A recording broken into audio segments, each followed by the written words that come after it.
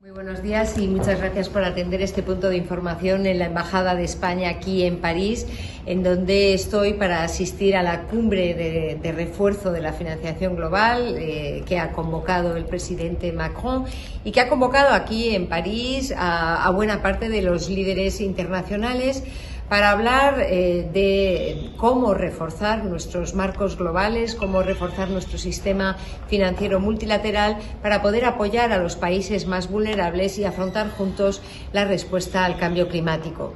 Ha habido una llamada fuerte a la acción, no tenemos tiempo que perder, estamos todos en el mismo barco y tenemos que conseguir que no haya una competencia entre el objetivo de reducir la pobreza y afrontar las consecuencias del cambio climático. Los países más vulnerables desde el punto de vista financiero son también los más vulnerables al impacto del cambio climático y, por tanto, tenemos que reforzar este marco multilateral. Son varias las ideas que ya se han puesto sobre la mesa y vamos desde España a contribuir de manera constructiva a encontrar soluciones para que en el curso de este año podamos reforzar el marco global y tener así una situación más fuerte de financiación de cara a las inversiones necesarias para afrontar el cambio climático. Como decía, este es un año determinante, son varias las reuniones que van a tener lugar en los próximos meses, las reuniones anuales del Fondo Monetario Internacional, las reuniones del G20, la COP28.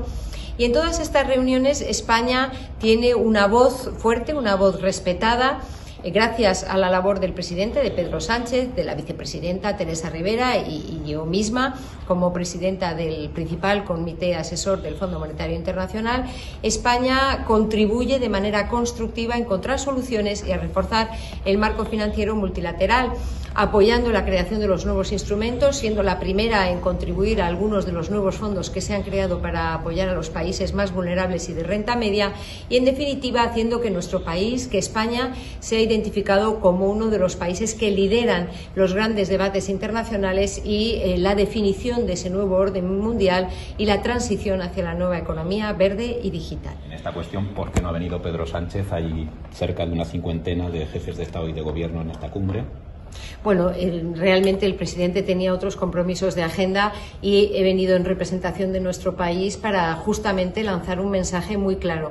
Voy a participar en una mesa redonda, moderando esa mesa redonda sobre el refuerzo del sistema multilateral y, por otra parte, en otra mesa redonda esta tarde que va a hablar muy especialmente de los derechos de las mujeres. Porque una de las cuestiones que ya se ha suscitado en la presentación esta mañana y que sin duda va a tener un papel muy importante en esta cumbre es la necesaria protección de los derechos humanos, la necesaria protección de nuestros valores a la hora de afrontar la cooperación al desarrollo.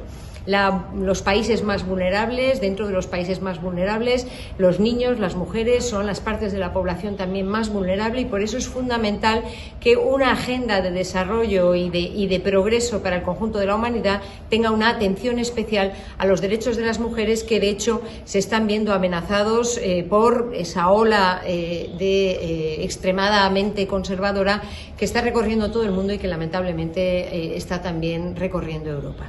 Pero concretamente se esperan medidas.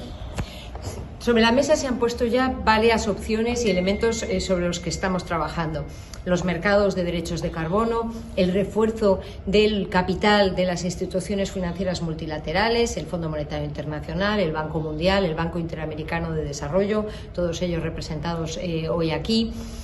Los programas de conversión de deuda por acción climática, también las cláusulas contingentes climáticas dentro de los instrumentos de deuda, sistemas de alivio generalizado de la deuda de los países en vías de desarrollo, distintos instrumentos específicamente orientados a financiar las inversiones públicas y privadas relacionadas con el cambio climático. Por parte de España hemos hablado también de la necesidad de considerar las tecnologías que van a permitirnos afrontar este cambio climático y descarbonizar la industria como bienes públicos globales que tienen que, por tanto, servir para modernizar las economías de todo el mundo. Son muchos las distintas opciones sobre las que se están trabajando y yo confío en que de aquí a mañana, en estas horas y en estas reuniones tan intensas, podamos tener una serie de propuestas concretas que seguro se van a seguir desarrollando en las reuniones que tendremos en la segunda parte del año, en el G20, las cumbres anuales del Fondo Monetario Internacional y del Banco Mundial en Marrakech. Discusiones en las que, como decía, España va a tener un papel muy importante. No solo por la presidencia europea rotatoria en la segunda parte del año del Consejo de la Unión Europea, sino también por mi propio papel como presidenta del Comité Monetario y Financiero Internacional, que es el principal órgano de coordinación y de gobierno del Fondo Monetario Internacional. De aquí a final de año hay una serie de hitos y de reuniones en las que estaremos presentes la vicepresidenta Rivera, yo misma y, por supuesto, el presidente Pedro Sánchez, para mantener esa voz y contribuir a encontrar soluciones globales y responder juntos ante retos que son claramente globales, como la lucha contra la pobreza o la lucha contra el cambio climático. Como le decía, son muchas las distintas opciones que están sobre la mesa. Esa es una de las de detalle, pero hay otras varias. No he mencionado exhaustivamente todas, sino las más importantes que se han mencionado ya en las intervenciones esta mañana. ¿Pero España sería partidaria de esa tasa?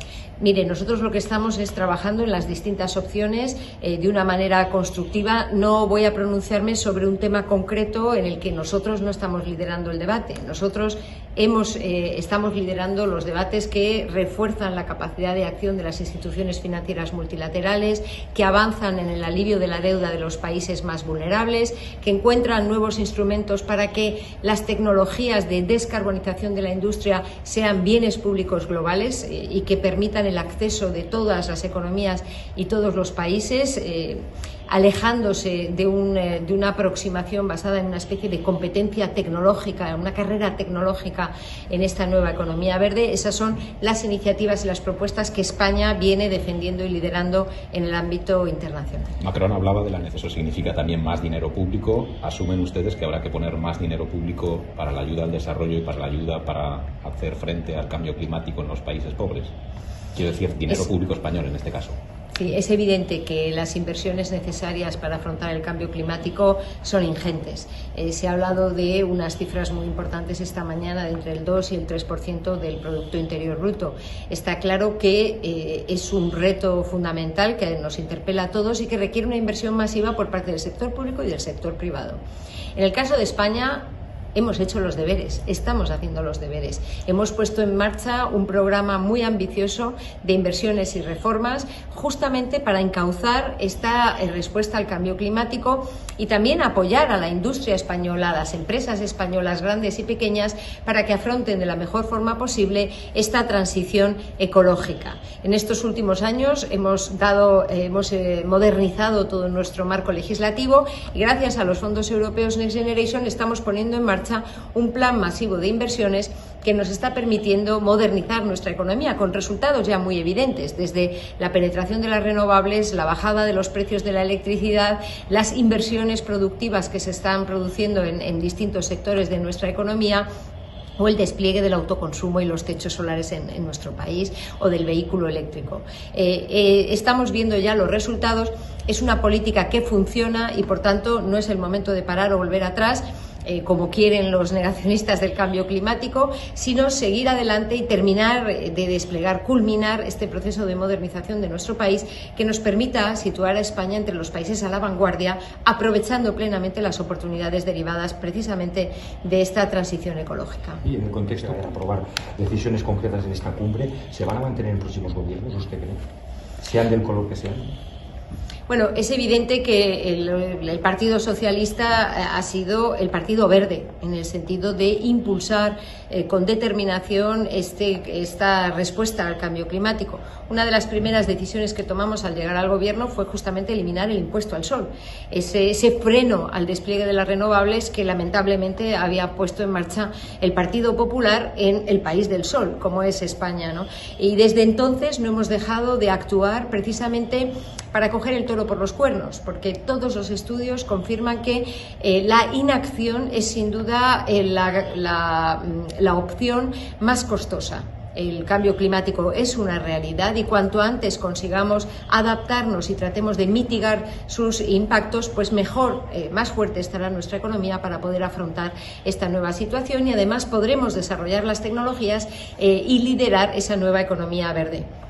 Esa es la aproximación de nuestro gobierno, nosotros lo tenemos claro, hemos venido haciéndolo en estos últimos años, hemos hecho los deberes y ahora se trata de culminar y de completar ese proceso de modernización en la próxima legislatura.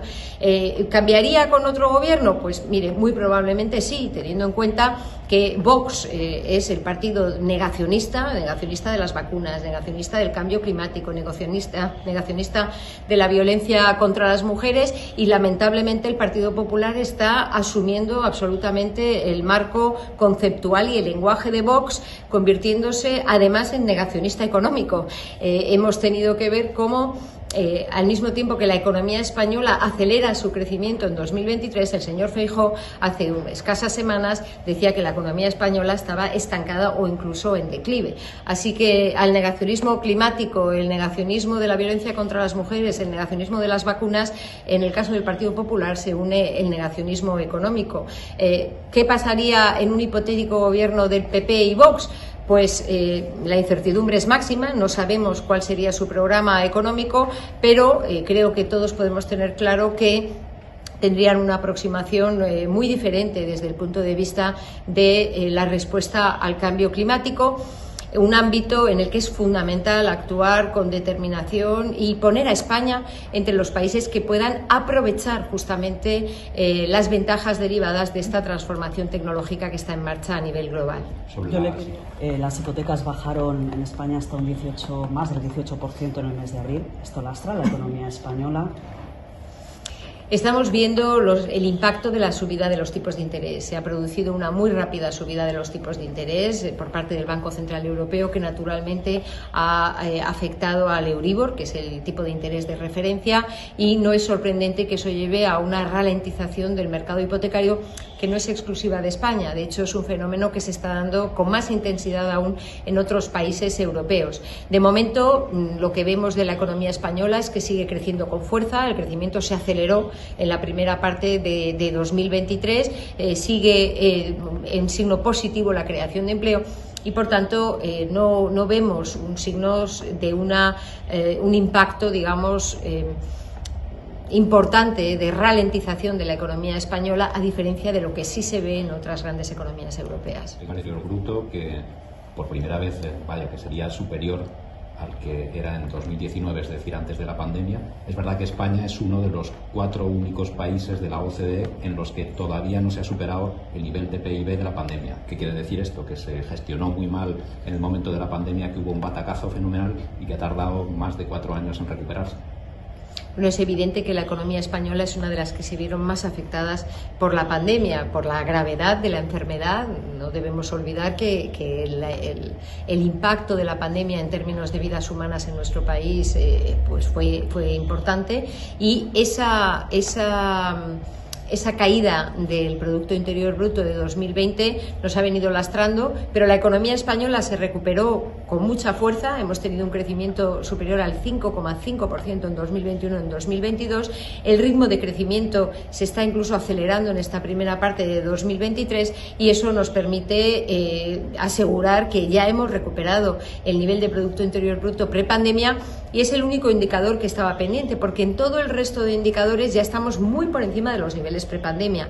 Estoy hablando de 1.300.000 puestos de trabajo más creados que antes de la pandemia, un nivel de inversión superior al que teníamos antes de la pandemia, un dinamismo muy importante de las exportaciones y un saldo positivo de balanza de pagos por cuenta corriente. En definitiva, todos los indicadores económicos nos muestran a una economía que crece con fuerza, y estamos aprovechando este crecimiento económico para bajar lo más rápidamente posible y absorber lo más rápidamente posible la deuda pública extraordinaria que hubo que emitir precisamente para responder a la pandemia.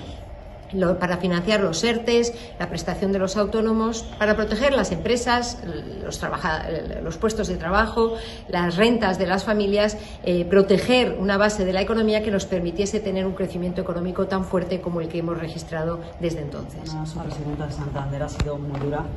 Ha dicho que el Gobierno es un intento continuado de desprestigiar pues, los datos de los últimos informes, incluso ha dicho de pedir amparo a la Unión Europea.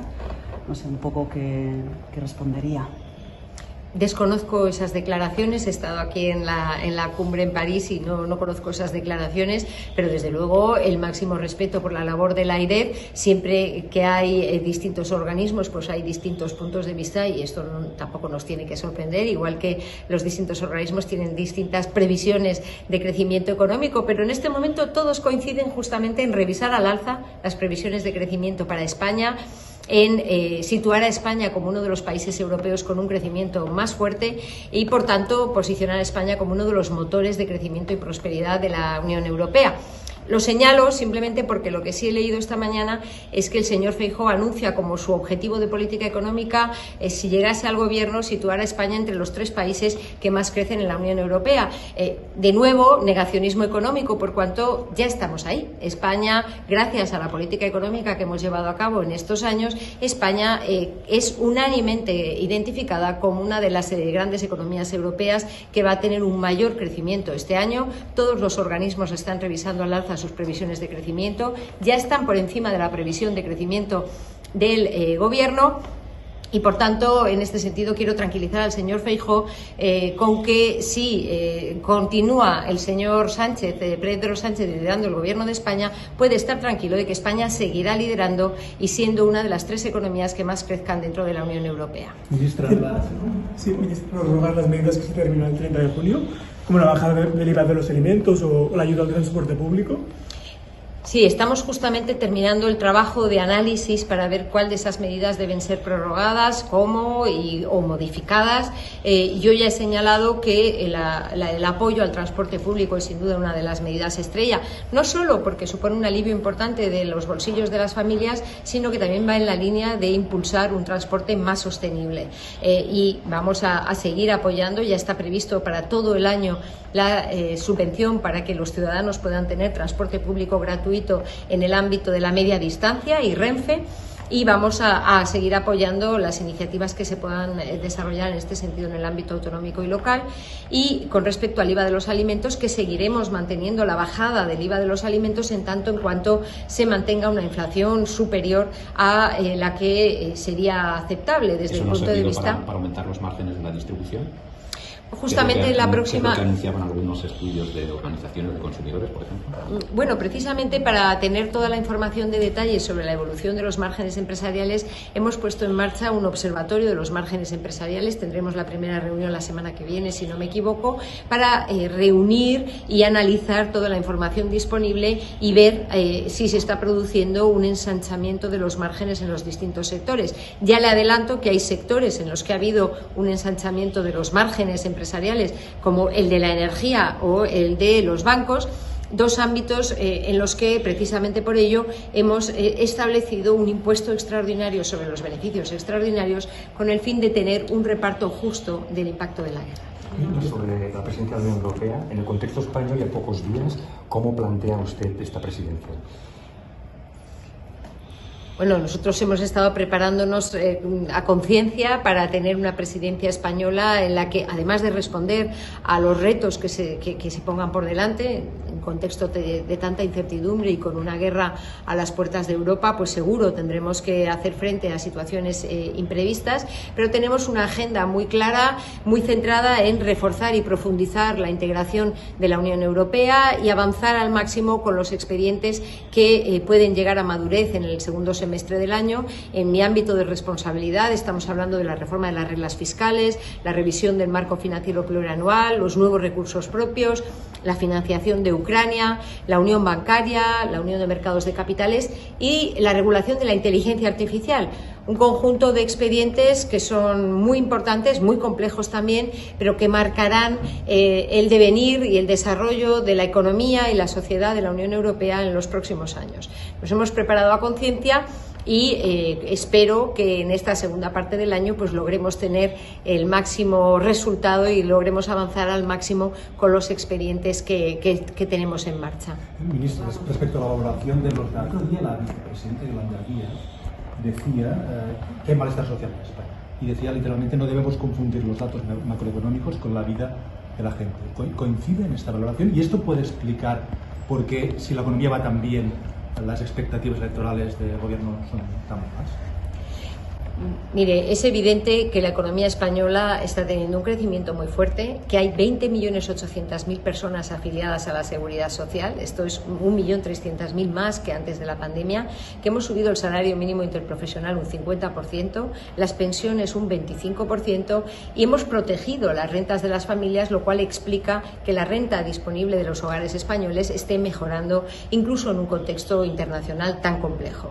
Ahora bien, no podemos ser complacientes. Es evidente que seguimos muy de cerca la situación y seguiremos tomando medidas para apoyar a las familias españolas, como no hemos dejado de hacer desde que nos golpeó la pandemia.